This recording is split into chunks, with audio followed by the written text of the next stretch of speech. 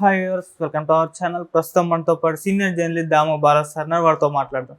నమస్కారం sir. Sir, Delhi liquor scam లో arrest అయిన కవిత గారు తొందరలో బెయిల్ మీద బయటకు వచ్చే అవకాశాలు కనిపిస్తున్నాయని వార్తలు వస్తున్నాయి సార్. అందుకే కేటీఆర్ గారు అండ్ హరీష్ రావు గారు ఢిల్లీలోని కొన్ని రోజుల నుంచి కూడా ఉన్నారు. మోదీ గారిని కలవడానికి కూడా ప్రయత్నిస్తున్నారు అని అంటున్నారు. అసలు వీళ్ళు ఢిల్లీలో ఏం చేస్తున్నారు? మరి కవిత గారు నిజంగా బయటకు వచ్చే అవకాశం ఏమన్నా ఉందంటారు? అంటే మనం రాజకీయాల్లో ఏం జరుగుతుందో ఎప్పుడు చెప్పలేము, ఏదైనా జరగచ్చు. ఇప్పుడు మనం అనుకున్నాం కవితని ఇప్పుడు అరెస్ట్ చేస్తారని ఎవరు అనుకోలే, చంద్రబాబు అరెస్ట్ అవుతాడని ఎవరు కల్లో కూడా అనుకోలేదు. కాబట్టి ఇవన్నీ జరగచ్చు, జరగదని ఏం లేదు. జగన్ కూడా 11 సీట్లు వస్తాయని ఎవరు, జగన్ ఎనిమిస్ కూడా ఎవరు అనుకోలేదు. కాబట్టి రాజకీయాల్లో ఎనీథింగ్ ఈజ్ పాసిబుల్. రాజకీయాల్లోనే కాదు, ఆ మాటకు వస్తే లైఫ్లోనే ఏమైనా జరగచ్చు. ఇంకా రాజకీయాల్లో అయితే చెప్పలేం, ఎప్పుడు ఎవరు ఫ్రెండ్స్ ఎవరు ఎనిమీస్ అని చెప్పలేం. మొత్తంగా కూడా అది మారిపోతూ ఉంటుంది అన్నమాట. లిక్విడ్ ఫామ్లో ఉంటుంది పాలిటిక్స్ అనేది, ఒక దగ్గర ఘనీభవించి ఉండదు.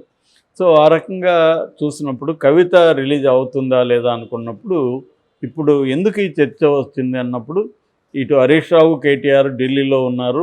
వాళ్ళు మొన్న వెళ్ళారు, ఈరోజు రేపు కూడా ఢిల్లీలోనే ఉండబోతున్నారు. ఢిల్లీకి ఎందుకు వెళ్ళారు వాళ్ళు అన్న చర్చ ఇప్పుడు నడుస్తుంది.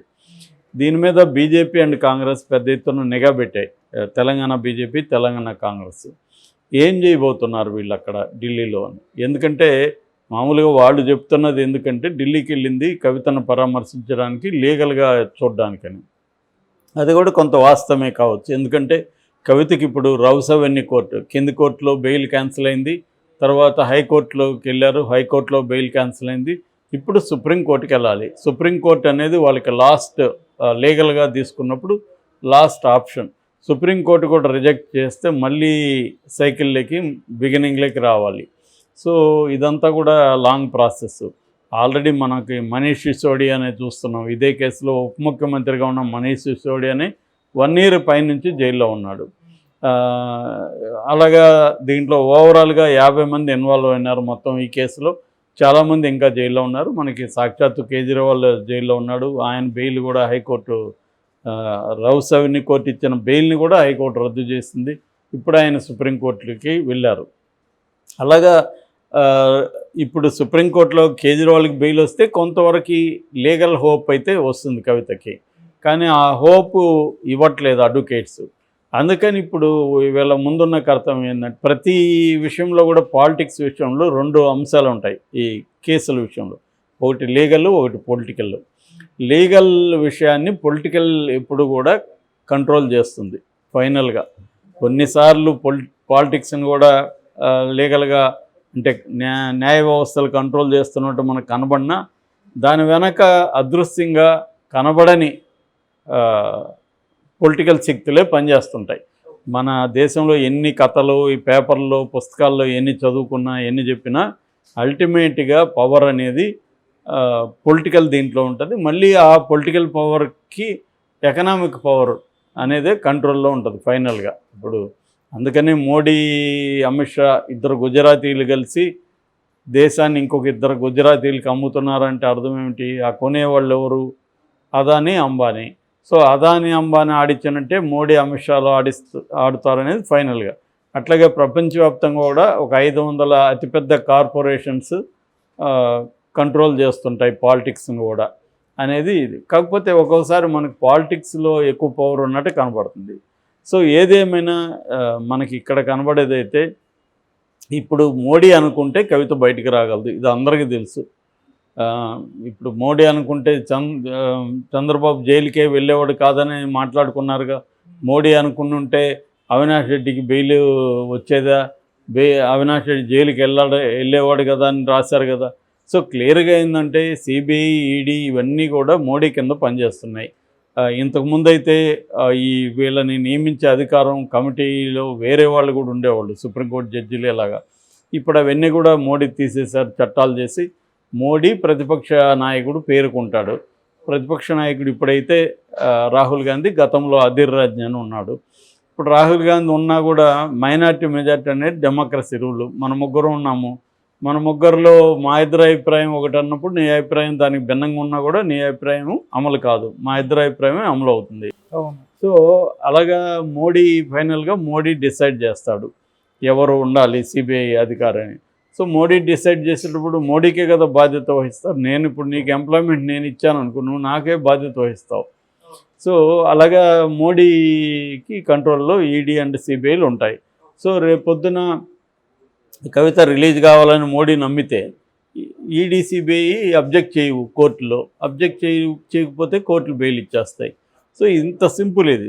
కాబట్టి హరీష్ రావు అండ్ కేటీఆర్ ఇప్పుడు మోడీని కలవడానికి ప్రయత్నిస్తున్నారనేది టాక్. యాక్చువల్గా గతంలో కేసీఆర్ కూడా మోడీని కలవడానికి ట్రై చేశారు, ఢిల్లీకి వెళ్ళబోతున్నాడని కూడా వార్తలు వచ్చాయి.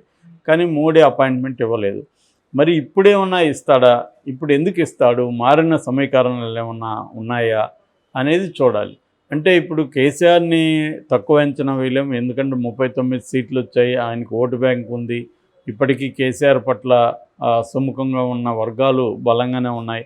ఎందుకంటే కేసీఆర్ లేకపోతే తెలంగాణ వచ్చేదైతే కాదు, నో డౌట్. అది దానికి ఎంతమంది పనిచేసినా కూడా ఏదో ఒక చోదక శక్తి అనేది అవసరం. అది కేసీఆర్. ఆ లాబింగ్ చేసి రైట్ టైంలో ఎలా చేయాలనేది వ్యూహాలు పని చేయగలిగిన వాడు కాబట్టి ఆయనకి ఆ పేరు ఉంది. అట్లాగే అభివృద్ధి చేయడంలో కూడా పవర్ విషయంలో కానీ, వాటర్ విషయంలో కానీ, సంక్షేమ పథకాలు కానీ, ఇక్కడ సిటీల్ని అభివృద్ధి చేయడంలో ఐటీ డెవలప్మెంట్ కానీ, ఇటువంటి విషయాల్లో కేసీఆర్కి ఇది ఉంది. పోనీ కేసీఆర్ అవినీతి చేశాడు, ఇంకోటి చేశాడని ఆరోపణలు ఉన్నాయి. ఇప్పుడేమన్నా కాంగ్రెస్ చేయదా? కాంగ్రెస్ అవినీతికి మించిన ఏ పార్టీ ఉండదు దేశంలో. సో ఇక్కడ ఇప్పుడు కాంగ్రెస్ ప్రభుత్వం అవినీతి చేయట్లేదా? అందరికీ తెలుసు, అందరూ బయట మాట్లాడుకుంటూ ఉన్నారు. కాబట్టి కేసీఆర్కి మళ్ళీ రాదనేది ఏమి గ్యారంటీ లేదు. రెండోది, కేసీఆర్ కంటే డెమోక్రాటిక్గా ఉన్న రేవంత్ రెడ్డి వ్యవహరిస్తున్నాడా? ఏమీ లేదు. కేసీఆర్ కంటే మిన్నగానే యాంటీ డెమోక్రాటిక్గా ఆల్రెడీ వ్యవహరిస్తున్నాడు. కాబట్టి ఈ నేపథ్యంలో మళ్ళీ 5 ఏళ్లలో కేసీఆర్ రావడానికి గ్యారంటీ లేదు.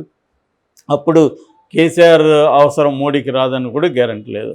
అందుకని చిన్న ఫేవర్ మోడీ దృష్టిలో కవితను రిలీజ్ చేయడం అనేది మోడీకి పెద్ద, రిలీజ్ చేయడం వల్ల మోడీకి వచ్చే నష్టమేం లేదు. సో వీళ్ళ ఆ రకంగా మోడీ కేసీఆర్కి ఫేవర్ చేయొచ్చు. కాకపోతే బదులుగా ఏమిస్తారు? గాడ్ ఫాదర్లో ఒక డైలాగ్ ఉంటుంది, నేను ఆఫర్ ఇస్తే అవతలోడు రిజెక్ట్ చేయలేడు, అటువంటి ఆఫర్ ఇస్తానని. అంటే I offer something which he never rejects అనేది గాడ్ ఫాదర్ నవల్లో ఉంటుంది. అదే సినిమాలో కూడా ట్రాన్స్లేట్ అయింది. అది వెరీ పాపులర్ డైలాగు. అలాగా వీళ్ళు ఇప్పుడు కేసీఆర్ ఏం ఆఫర్ ఇస్తున్నాడు మోడీకి, రిజెక్ట్ చేయలేని ఆఫర్ ఏమి ఇస్తున్నాడు అనే దాని మీద డిపెండ్ అయి ఉంటుంది. ఆఫర్ ఇవ్వకుండా మోడీ చేయడు. మోడీకి చేయాల్సిన అవసరం ఉంది కేసీఆర్కి, ఏదో ఒక ఆఫర్ ఇవ్వాలి. ఆ ఆఫర్ ఏమి ఇస్తున్నాడు అంటే కాంగ్రెస్లోకి ఎమ్మెల్యేలు వెళ్లకుండా బీజేపీలోకి పంపిస్తానంటున్నాడా, అనబోతున్నాడా? ఎందుకంటే నెక్స్ట్ ఇక్కడ మోడీకి ఈ కన్నుంది. ఆల్రెడీ ఇప్పుడు 8 ఎంపీ సీట్లు వచ్చాయి. నెక్స్ట్ టైము స్టేట్ని కూడా మనమే క్యాప్చర్ చేయొచ్చని. అప్పుడు ఏమన్నా కాంగ్రెస్ యాంటీగా రేపొద్దున బీఆర్ఎస్ బీజేపీ కలిసి పోటీ చేశాయనికి ఇక్కడ, అప్పుడు వచ్చే అవకాశాలు ఇక్కడ ఉన్నాయి. సో ఎందుకంటే మోడీది అంతా కూడా లాంగ్ టర్మ్ ప్లాన్ అనే చెప్తున్నారు. సో ఈ లాంగ్ టర్మ్ ప్లాన్ ఒకటి. రెండోది, తన సొంత బలాన్ని ఎలా పెంచుకోవాలి అనేది కూడా మోడీకి ఉంది. సో ఈ యాంగిల్లో నుంచి ఎలక్షన్ ముందు టైప్స్ వెళ్ళాలి అనేది మోడీకి ఉండొచ్చు. ఎందుకంటే మళ్ళీ మోడీనే రావాలనేది మోడీకి ఉంది. ఆయనకి అప్పటికి 80 వచ్చినా కూడా కళ్ళ ముందు బైడెన్ లాంటి వాళ్ళు, ట్రంప్ లాంటి వాళ్ళు మోడీకి కనిపిస్తున్నారు. 85, 88 వాళ్ళు కూడా పరిపాలిస్తున్నారు. కాబట్టి ఈయన కూడా నెక్స్ట్ 85 వరకు పరిపాలించవచ్చు. ఎందుకంటే మోడీ వెరీ యాక్టివ్గా ఉంటాడు, ఆయన యోగా చేస్తాడు, డైనమిక్గా ఉంటాడు, ఫుడ్ కానీ. కాబట్టి ఆయనకు ఆ ఇది ఉంది.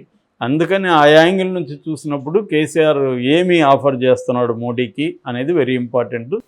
దాన్ని బేస్ చేసుకొని వచ్చే అవకాశం అయితే ఉంది. కవిత బయటకు వచ్చే మోడీ అనుకుంటే కవిత బయటికి రావడం పెద్ద విషయం అయితే కాదు.